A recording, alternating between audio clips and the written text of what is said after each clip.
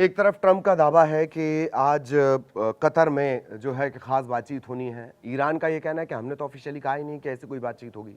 Tehran इस बातचीत से इनकार कर रहा है। एक तरफ दावा किया जा रहा है, ट्रंप ये दावा कर रहे हैं कि ईरान ने अनुरोध किया था हमसे कि भाई हम बातचीत के लिए तैयार हैं, जबकि ईरान का कहना है कि ऐसा कुछ नहीं है। हालांकि 17 जून का जो मसौदा तय हुआ था, MOU मेमोरेंडम ऑफ अंडरस्टैंडिंग, उसके तहत सारी चीज़ें चल रही हैं, बातचीत चल रही हैं। लेकिन इन सब के बीच होर्मुज में जो स्थितियां हैं, ऐसा लगता है कि वहाँ तनाव धीरे धीरे ही सही बढ़ता जा रहा है। एक बड़ा सवाल हमेशा की तरह बना हुआ है कि क्या जो स्ट्रेट ऑफ होर्मुज है वहाँ फिर से तनाव बढ़ेगा, या कहीं ऐसा ना हो कि इस बयानबाजी के चलते दुनिया को फिर से वही स्थिति देखनी पड़े जो 28 फरवरी के बाद से लेकर अभी 17 जून के करीब करीब तक पूरी दुनिया को देखनी पड़ी। मिडिल ईस्ट के सारे अपडेट भी सिलसिलेवार आपको बता देते हैं। 24 घंटे का क्या घटनाक्रम रहा वो भी जान लीजिए, बड़े बयान क्या रहे, किस तरह से बातें की गई। लेकिन प्रेजेंटली ये है, तेहरान इनकार कर रहा है कि हमने किसी तरह का कोई अनुरोध नहीं किया। जो औपचारिक बातचीत का सिलसिला चल रहा है वो चलता रहेगा। बातचीत का जो दौर चलने वाला है वो कतर दोहा में चलने वाला है, और इसको लेकर जो विशेष दूत है विटकॉफ, वो तो चले गए, दामाद जी गए, मतलब ट्रंप के दामाद कुशनर, वो गए हैं कि नहीं वो स्थिति अभी क्लियर नहीं है। तेहरान का कहना है कि जो बाकी की बातचीत चल रही है, जैसे बाकी की चर्चाएं चल रही हैं, 4 कमेटियां बनी हुई हैं, उसके हिसाब से चर्चा चल रही, हमने कोई अनुरोध रिक्वेस्ट नहीं की है।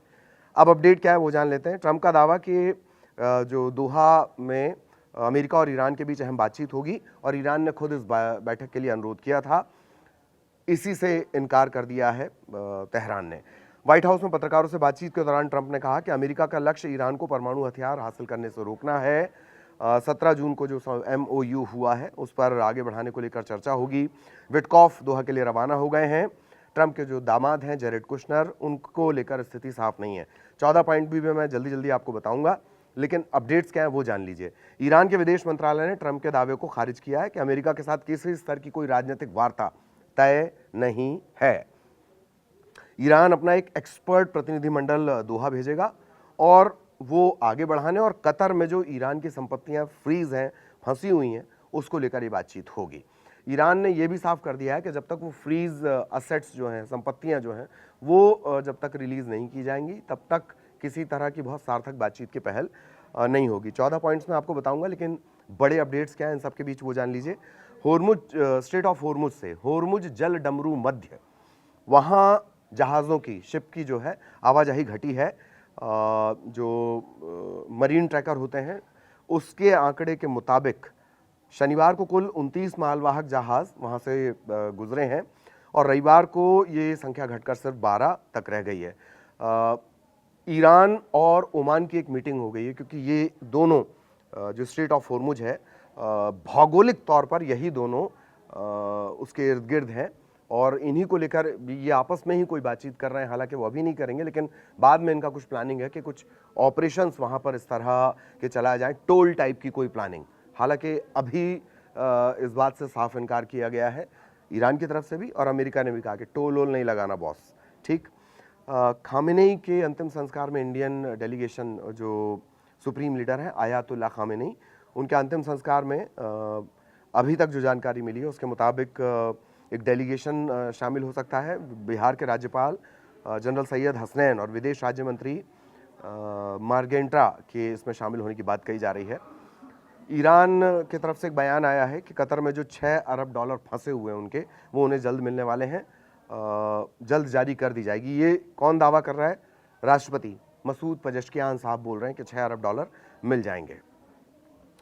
यूएई ने लेबनान से, मिडिल ईस्ट का थोड़ा और दायरा बढ़ाते हैं, यूएई ने लेबनान से ट्रैवल बैन हटा दिया है, और अपने नागरिकों को लेबनान की यात्रा पर जो पाबंदी लगा दी गई थी अब वो हटा दी गई है, वो जा सकते हैं। विदेश मंत्रालय में अपना रजिस्ट्रेशन करवाना होगा। होर्मुज को लेकर ईरान ओमान में लंबी बातचीत चल रही है। आने वाले दौर में, ये इस वजह से मैं आपको बता रहा हूँ, आने वाले वक्त में ये जो ईरान और ओमान का एक नया समीकरण है स्ट्रेट ऑफ होर्मुज को लेकर, ये बड़ा फैसलाकुन रहने वाला है, बड़ा डिसीजन वाला रहने वाला है, इसको आप ध्यान रखिएगा। बाकी देशों के जहाज़ भी धीरे धीरे वहाँ से निकलना शुरू हो गए स्ट्रेट ऑफ होर्मुज से, जैसे दक्षिण कोरिया के 1 या 2 जहाज़ बाकी हैं। ईरान ने कहा है कि अमेरिका से अंतिम समझौते पर बातचीत अभी शुरू नहीं हुई है, और इस्माइल बाघाई हैं जो विदेश मंत्रालय के प्रवक्ता हैं, उन्होंने कहा कि 17 जून को जो समझौता हुआ है, MOU हुआ है, उसकी प्रमुख शर्तों को लागू किए बिना आगे नहीं बढ़ा जाएगा। मतलब आगे तभी बढ़ेंगे जबकि वो मेन जो बातें हैं, जैसे संपत्ति को हटाना, अमेरिकी जो नौसेना की नाकेबंदी थी उसे पूरी तरह क्लियर करना, इस तरह के मेन पॉइंट्स पर जब चर्चा होगी उसके बाद ही आगे कहीं जाया जाएगा। फटाफट पॉइंट्स जान लीजिए। ईरान, लेबनान और बाकी सभी 14 पॉइंट मैं आपको बता रहा हूं, जिन 14 पॉइंट्स की बहुत ज़्यादा चर्चा हुई है। ईरान, लेबनान और बाकी सभी मोर्चों पर युद्ध बंद करना, अमेरिका इसराइल के बीच, अमेरिका और इसराइल फिर से कोई नया युद्ध शुरू नहीं करेंगे इसकी गारंटी देना, इस पर पेंच फंसा हुआ है। अमेरिका इसराइल की तरफ से भी सुरक्षा की गारंटी देगा, जबकि इसराइल अलग राग अलाप रहा था, अभी नेतन्याहू थोड़े शांत हैं। अमेरिकी नाकेबंदी हटाई जाएगी, उस पर काम हो चुका है स्ट्रेट ऑफ हॉर्मुज से। ईरानी जहाज़ों और समुद्री व्यापार पर लगी पाबंदियां खत्म की जाएंगी, उस पर भी काफ़ी काम हुआ है। 30 दिनों के अंदर समुद्री व्यापार पहले की तरह बहाल होगा, ये अभी तो कम से कम नज़र आता है। 24 बिलियन डॉलर के फ्रीज फंड अमेरिका जल्द से जल्द जारी करेगा, किसके? ईरान के। आधा हिस्सा अभी जारी होगा। अमेरिका ईरान के तेल, बंदरगाहों और बाकी प्रतिबंधों को हटाने का काम शुरू करेगा। बातचीत के दौरान कोई नया प्रतिबंध नहीं लगाया जाएगा। 30 दिनों के अंदर ईरान के आसपास सैन्य मौजूदगी कम की जाएगी। ये ईरान के आसपास जब हम कहते हैं तो वो बाकी के खाड़ी देशों का भी जिक्र कर इसमें शुमार होता है। मसलन बहरीन हो गया, आसपास जितने भी खाड़ी देश हैं वहाँ पर अमेरिका का कहीं नौसैनिक बेस बना हुआ है, नौसेना का, कहीं मिलिट्री का, तो वो जो जमावट है उसे कम करने की बात इसमें कही गई है। ईरान परमाणु हथियार नहीं बनाएगा। 60% संवर्धित यूरेनियम के मुद्दे पर, एनरिच्ड यूरेनियम के मुद्दे पर बातचीत होगी। ये पेचदार मामला है, अभी ये फंसा हुआ है। पहले छोटे मोटे पॉइंट क्लियर होंगे तब मामला यूरेनियम तक पहुंचेगा। इसे लेकर भी बड़ा विरोधाभास है। और 60 दिनों तक आखिरी बातचीत होगी। परमाणु कार्यक्रम प्रतिबंध में राहत और युद्ध के बाद पुनर्निर्माण, ऐसे मुद्दों पर यह बातचीत आगे चलती रहेगी। तो ये सबसे पेचदार जो पॉइंट है वो परमाणु हथियारों से जुड़ा हुआ, परमाणु ऊर्जा के संवर्धन, यूरेनियम के संवर्धन से जुड़ा हुआ है, उसे लेकर पेंच फंसा हुआ है। बयानबाजी लगातार दोनों तरफ से चल रही है। बीच में सिंगापुर के एक जहाज पर अटैक होता है। अमेरिका ये कहता है कि ईरान का ड्रोन अटैक था। जब अमेरिका ने अटैक कर दिया तो ईरान ने फिर अटैक कर दिया, कहा कि हम पर अटैक होगा तो हम बदला लेंगे।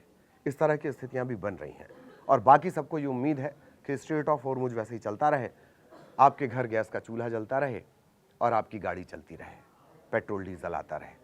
आम आदमी की यही उम्मीद है। नमस्कार।